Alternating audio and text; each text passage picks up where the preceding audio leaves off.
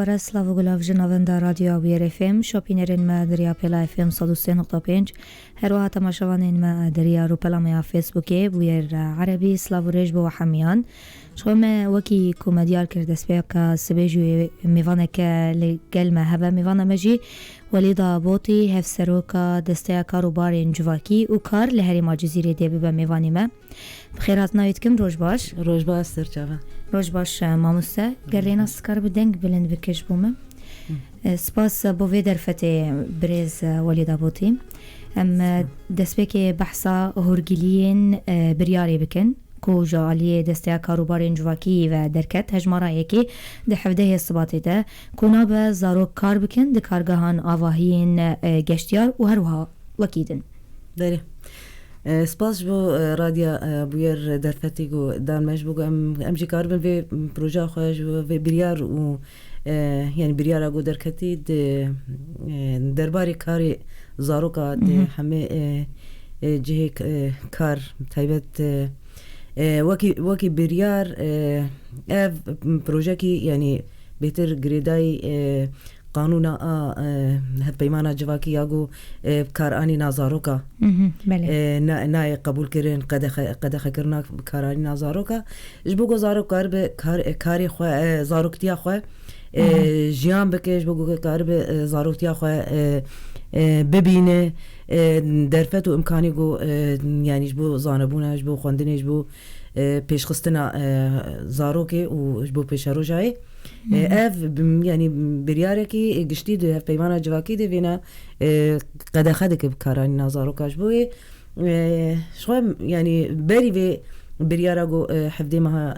یعنی یا اف بریاره داوی تعمیم ما گو درکتی بری ویجی پروژه ما وکی دسته کاروباری جواکی و کار هریما جزیره به هن دسته ای پیوند دیدار وکی پرورده وکی دسته جن کدکار بویرا بیرویا رخصتين سویل يعني خباتك قشتي بري ده حزار وحفداد وكي بروجه هاتبو دس بيكرن اما افكاريا هاتبو بردوام كرن جبرنك شرط ومرجن ايغو يعني ولاتي ما حمي كلمات درباسون هنيكي او بروجه درنگ هاتی مشاندن و یا نفجی هاتی اشتن کارم وینا بیشن وک اما اف پروژه چوا دست بگیریم کارم وینا جی یعنی بردوام کردن و پروژه می آگو 1017 هاتبو مشاندن شو می بحثای پروژه بکم ماموسته بحثا دیارده بکم دیارده کار کردن زاروکن انکو عملت الاطفال شو نه دیارده کنویه چما اف درنگ باین ال دار خصنا بریاره کی کونا بازارو کار بکن يعني نقول درنج خستنا يعني هناك خباتي جوبري هاتي مشاندن أو بردوام كرنا وي هناك ما قلت يعني شرط ومرجع ولا تير درباسوي تايبت يعني ده حزار وحفدا وحطاني نها يعني وراد قال لك بويرين ايه داقر كاريه وايش وازارين جو يعني اولويات خباتي وبروجيا هنيكي جوهرتن تيدي تشيبونيان شرط ومرجع جو اف كاريا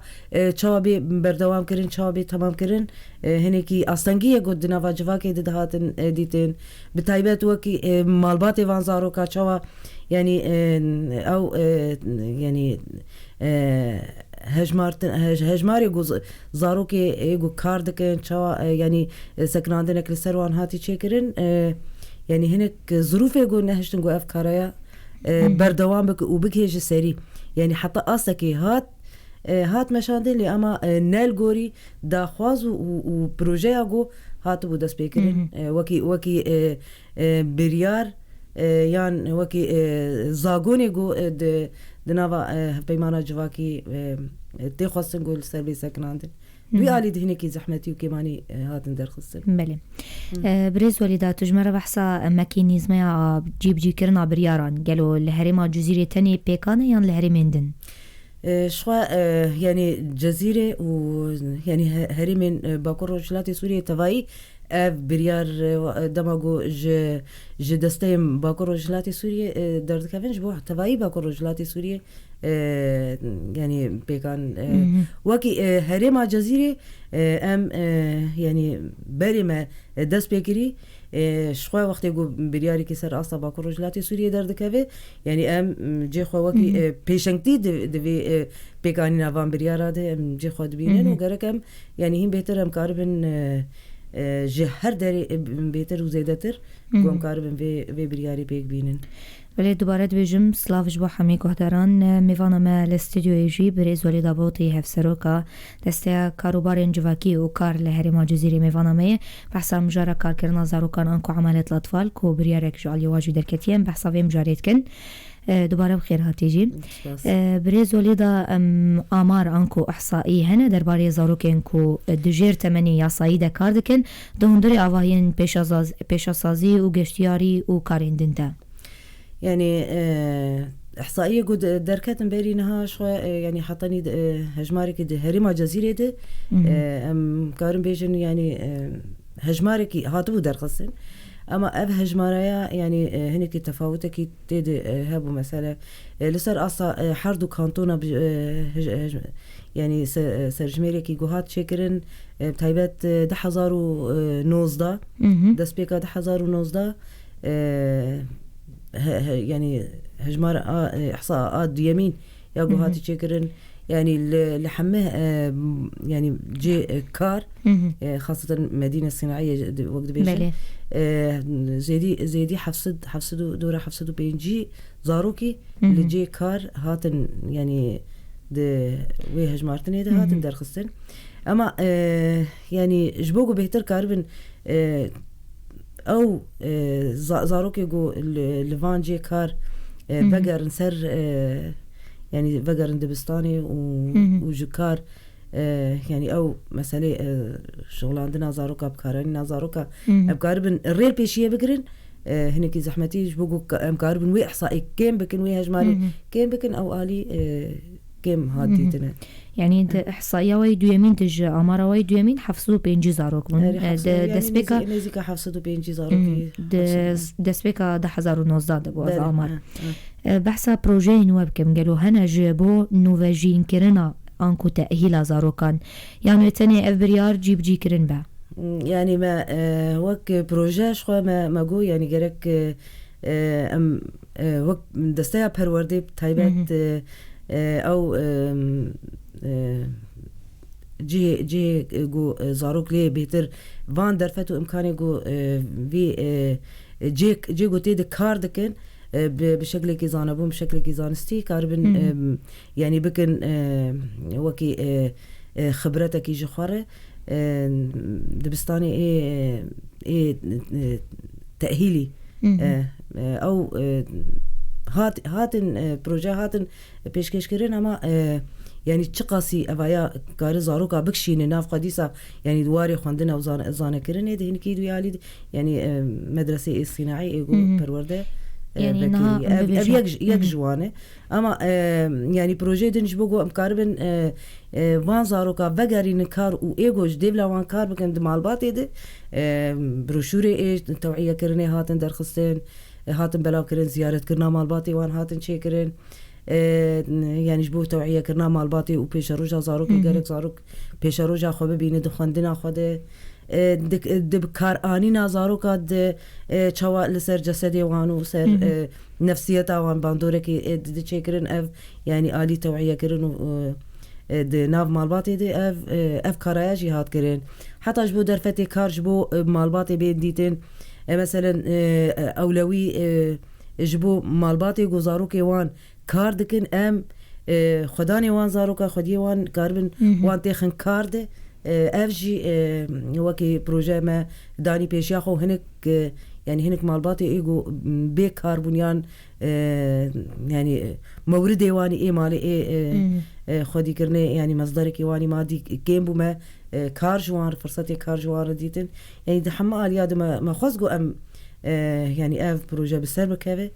لأما يعني نب شكلكي قوتي خاصتن ونب شكلكي تمامي هاتكر يعني أنا بشتكو أف بريارم بيجون دركتي كتي واري جيب جيكرني دوا ونافكرن يعني مينا بيجون حملين توعي بشتي في برياري جيب جيكرنا وي تشوي بكن شخد يعني اف بروجي وكي خباطة ما وكي دستيا كاروبار يعني يكج خباطي ما اي سركي يقو ام ريل بيشيا بكاراني نازاروكا يعني ريل بيشيا بقرن بحمد درفتو امكاني جو هي وامكار من مثلا يعني حتى ما آلية قانوني جبوجو يعني الجور قانوني جو ما دنافا جواكا خود ام يعني فيربونا كي ددن شكرن اف بكاراني نازاروكا يعني قد خيه لجور مادي قانوني هبيماني نافنتوي يعني كاربن فانا يعني حمي بجيب كن ليما يعني وك كاري مي سركامي يعني هر بردوام بكن انا جيب بخوا يعني وك دستيا كاروبار بدستيا جنير بدستيا پروردير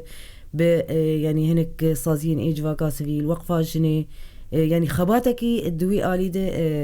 تي مشاندن و تي قوميتي هاتن آواكرن اف قوميتي آنا كاويتي كهفن ناوا كارده بشكل كي هفريزي بهف دوره ولسيرفي كاري ومسكنن يعني افج اولوياتي كاري مانش خو ام وكي دسته يعني بيناد بين خباطه خوي اساسي دناوا دسته بله بريزولي دا دسته كاروبار جواكيش خو گلک بنگاوین وها آویتنه تبراوجی بیسته مجدارا سال 2017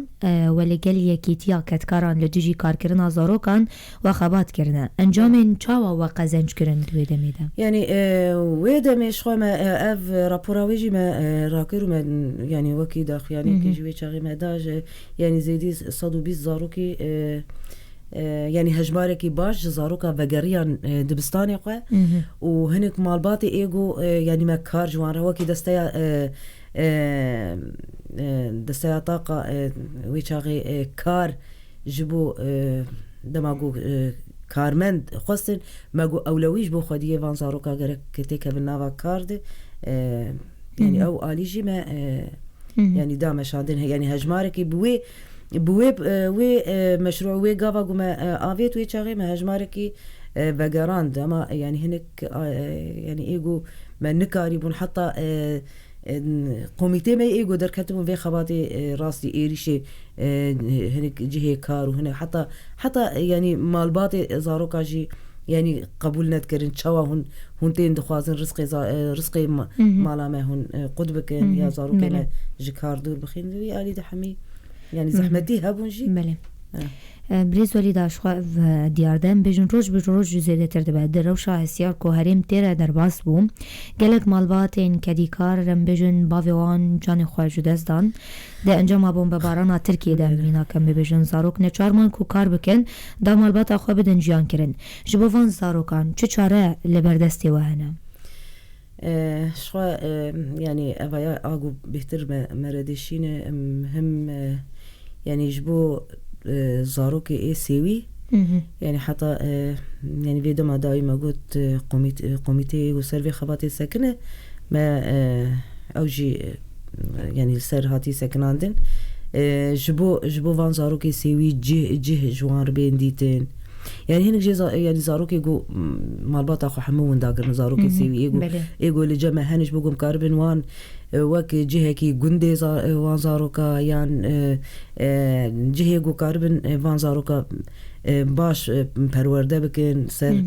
سروان حتى إيجو يعني جدبستاني خو قدبونه عمري جو كاربن مثلا کار بکن ام چه کاری بدن پیشیوانه ویا وکی قومیتکی به خباتی هی و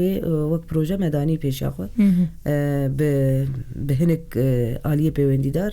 ام به خباتی به بدن مشاندن دخوازم ویجی پرسم بريزولي داش خاطر نهاجي نوع خفتن الخوجي بحث سازين ريفريا خو سركر هفريزيا ولي قال تصازين ريفريا خو سرقل وهبن ونبين سر زمان سازين ناف دولتي خوجي هي د چارچوبه دوزن جواكي تايبتين كاركرن ازارو كان دگلو هنه شخو يعني اف خباطايا سر اصاش باكور رجلاتي سوريا تي مشاندن يعني هلبتي بيغمان وي اف تيكلي وهفريزي هبج بر يعني باكور رجلاتي سوريا بهف بيمانا جواكي وبهنك آليين نافنتوي وكي آلية حقوقي جبو يعني خباتك يقول سر أستا باكور رجلاتي سوريا